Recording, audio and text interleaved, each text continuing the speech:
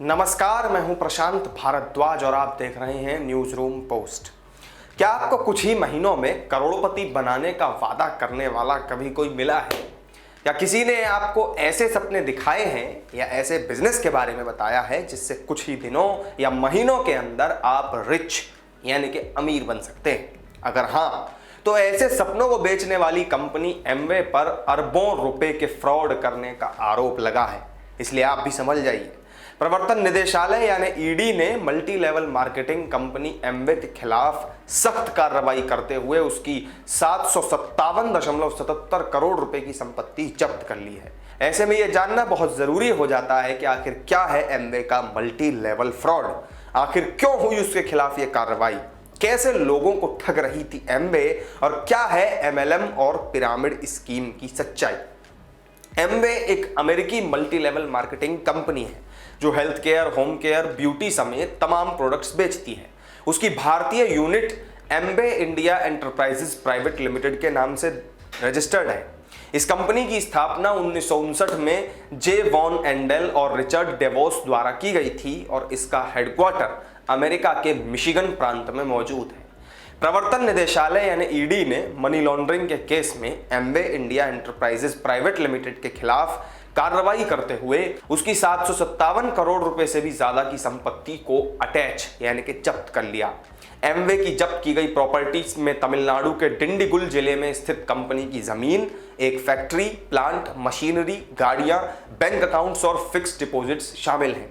जब्त की गई संपत्तियों में चल और अचल संपत्तियों की कीमत 411.83 करोड़ रुपए है, जबकि 36 बैंक खातों में जमा 346 करोड़ रुपए भी इसमें शामिल हैं। एमवे की संपत्तियों को अटैच करने का मतलब है कि इन संपत्तियों को न ट्रांसफर किया जा सकता है और न ही अब इन्हें कन्वर्ट किया जा सकता है। यानी कुल मिलाकर एमवे इन संपत्तियों का इस्तेमाल नहीं कर सकती।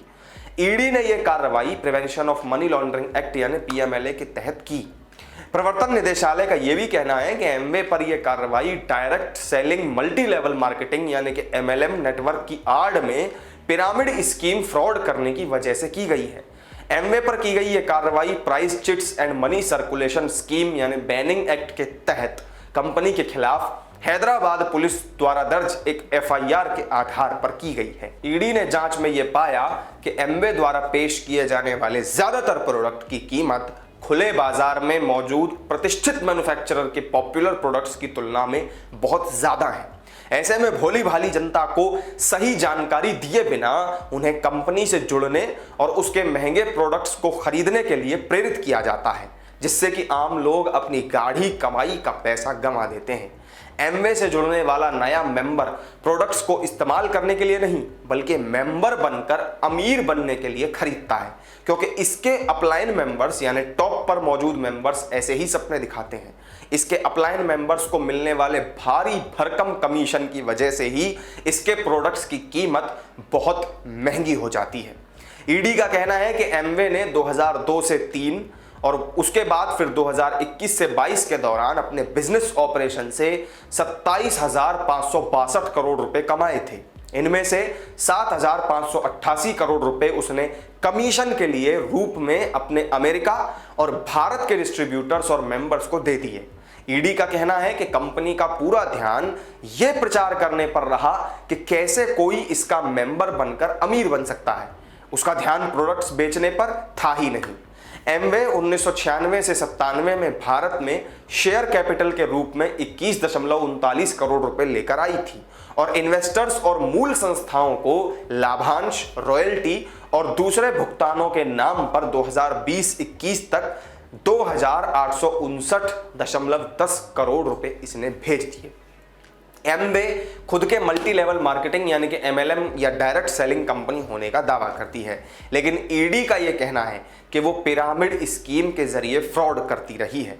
पिरामिड स्कीम यानी एक ऐसा निवेश जिसमें कोई व्यक्ति किसी भी कंपनी से जुड़कर अपने साथ और भी लोगों को जोड़ता है, जिसके बदले में उसे पैसे मिलते हैं।